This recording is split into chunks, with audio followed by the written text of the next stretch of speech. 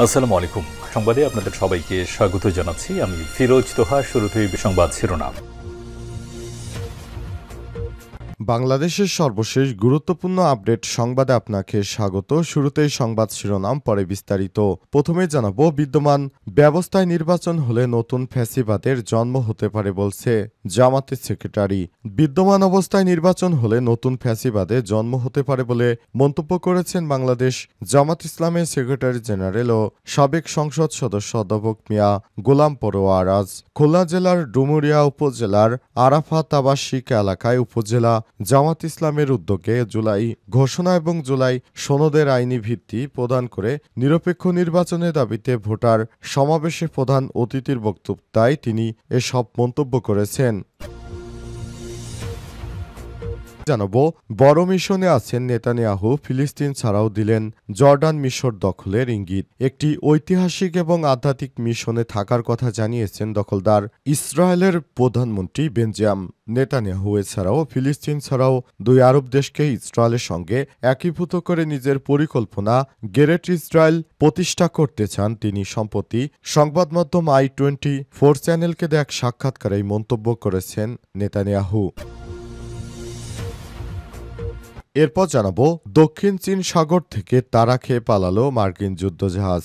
দক্ষিণ চীন সাগরের ব্যস্ত জলপথ স্কারবোরো শোলের কাছে ঢুকে পড়ে একটি মার্কিন ডেস্ট্রয়ার। পরে চীনা নৌবাহিনীর তাড়া খেয়ে পালিয়ে গেছে সেই যুক্তরাষ্ট্রের যুদ্ধজাহাজ। চীনের সামরিক বাহিনী এই তথ্য নিশ্চিত করেছে। অন্যদিকে মার্কিন নৌবাহিনী জানিয়েছে তাদের পদক্ষেপ আন্তর্জাতিক আইনের সঙ্গে সঙ্গতিপূর্ণ। এদিকে ফিলিস্তিন ইস্যুতে একমত ১.৫ শতাধিক দেশ, বিপাকে যুক্তরাষ্ট্র। ফিলিস্তিন রাষ্ট্রকে স্বীকৃতির দাবিতে বিশ্বজুড়ে ঝড় উঠেছে। ইতিমধ্যে ১৪৫টির বেশি দেশ ফিলিস্তিন রাষ্ট্রকে আনুষ্ঠানিকভাবে স্বীকৃতি দিয়েছে। এর মধ্যে বেশিরভাগ দেশই ১৯৮৮ সালে প্যালেস্টাইন ন্যাশনাল কাউন্সিলের পিএনসি রাষ্ট্র ঘোষণার পর স্বীকৃতি দেয়। এদিকে অনলাইনে জেলেনস্কি এবং ইউরোপীয় নেতাদের সঙ্গে বৈঠকে বসছেন ডোনাল্ড ট্রাম্প। ইউক্রেন ইস্যুতে মার্কিন প্রেসিডেন্ট ডোনাল্ড ট্রাম্পের সঙ্গে অনলাইনে আলোচনা করবেন ইউরোপীয় নেতারা। আজ ১৩ আগস্ট এই বৈঠকে ইউক্রেনের প্রেসিডেন্ট ভলোদিমির জেলেনস্কি অংশ নেবেন বলে জানা গেছে খবর বিবিসির।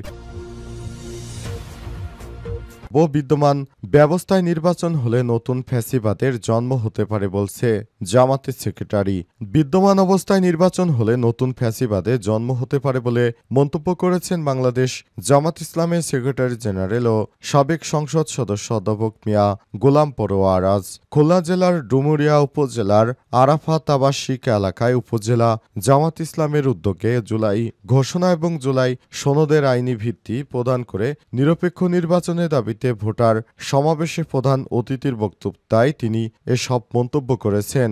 নির্দলীয় সরকারের অধীনে জুলাই সনদের আইনি ভিত্তি প্রতিষ্ঠা করে সে আলোকে জাতীয় নির্বাচন আয়োজনের আহ্বান জানিয়ে তিনি বলেছেন, নির্বাচনের সময় ঘোষণাকে ইতিবাচক বলা হলেও প্রয়োজনীয় সংস্কার ছাড়া নির্বাচন হলে তা জনগণের সঙ্গে প্রতারণা করা হবে। জামাত সেক্রেটারি বলেছেন, সারা দেশে দাঁড়িপাল্লা প্রতীকের অনুকূলে গণজোয়ার সৃষ্টি হয়েছে। জনগণ অবাধ নির্বিঘ্ন নিজেদের ভোট প্রয়োগ করতে পারলে ইসলামী আদর্শের শক্তিকেই ভোট দিয়ে নির্বাচিত করে দেশ পরিচালনার দায়িত্ব অর্পণ করবে। তিনি আরও বলেছেন, ফ্যাসিস্ট বাকশালী আওয়ামী লীগ সরকার ভিন্ন একটি দেশের প্রেসক্রিপশনে ক্ষমতায় এসে দেশের আলেমোলামাদের উপর জেল জুলুম চালিয়েছে। ছাত্র জনতার ঐতিহাসিক বিপ্লবের মাধ্যমে তাদের লজ্জাজনক পতন হয়েছে। তাই আগস্ট বিপ্লবকে অর্থবহ এবং টেকসই করতে দলমত নির্বিশেষে সবাইকে ঐক্যবদ্ধ হতে হবে বলে মন্তব্য করেছেন জামাতের এই নেতা। তিনি আরও বলেন, দেশবাসীকে একসঙ্গে মিলেমিশে এই স্বৈরাচার ফ্যাসিবাদীকে যেভাবে দমন করা হয়েছে আগামীর বাংলাদেশ একইভাবে গড়তে হবে। বড় মিশনে আছেন নেতানিয়াহু, ফিলিস্তিন ছাড়াও দিলেন জর্ডান মিশর দখলের ইঙ্গিত। একটি ঐতিহাসিক এবং অত্যাধুনিক মিশনে থাকার কথা জানিয়েছেন দখলদার ইসরায়েলের প্রধানমন্ত্রী বেঞ্জামিন নেতানিয়াহু।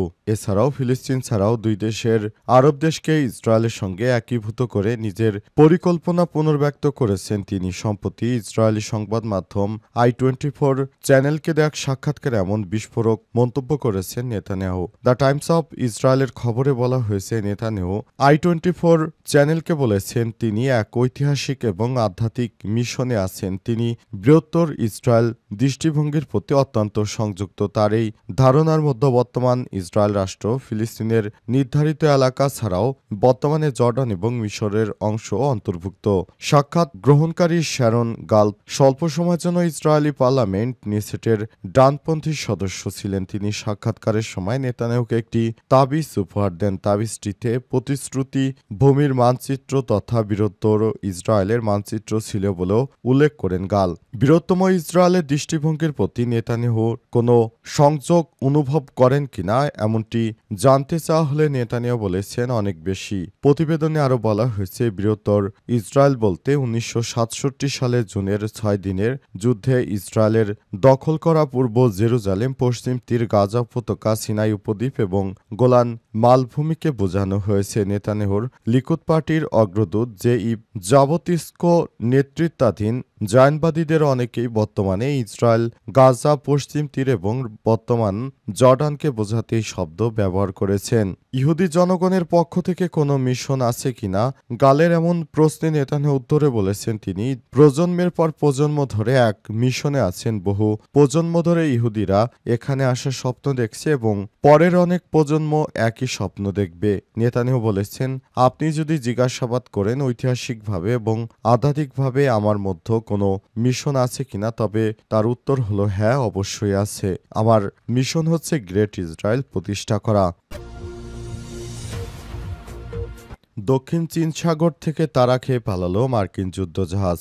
দক্ষিণ চীন সাগরে ব্যস্ত জলপথ স্কারবোরো শোলের কাছে ঢুকে পড়ে একটি মার্কিন ডেস্টার। পরে চীনা নৌবাহিনীর তাড়া খেয়ে পালিয়ে গেছে যুদ্ধজাহাজটি। আজ চীনের সামরিক বাহিনী এই তথ্য নিশ্চিত করেছে। অন্যদিকে মার্কিন নৌবাহিনীর পক্ষ থেকে জানানো হয়েছে তাদের পদক্ষেপ আন্তর্জাতিক আইনের সঙ্গে সঙ্গতিপূর্ণ।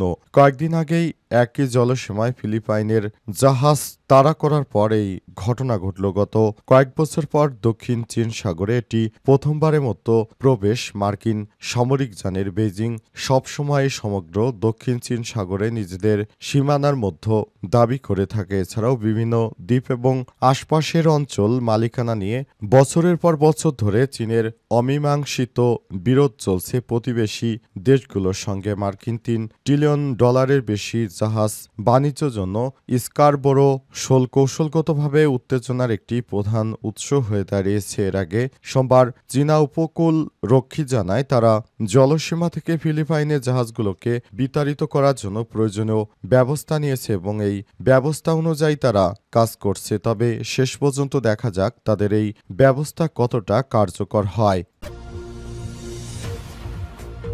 ফিলিস্তিন ইস্যুতে একমত 1.5 শতাধিক দেশ, বিপাকে যুক্তরাষ্ট্র।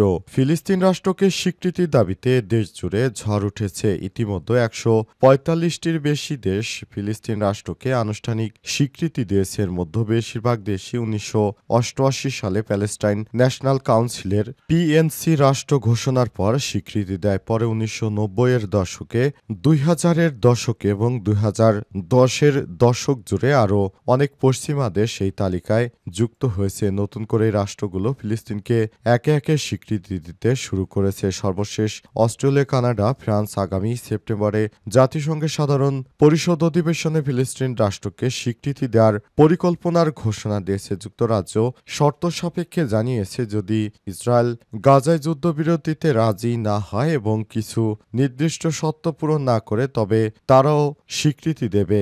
এর নতুন ঘোষণাগুলো যুক্তরাষ্ট্রকে তার ঘনিষ্ঠ মিত্রদের মাঝেই দ্রুত একঘরে করে তুলেছে।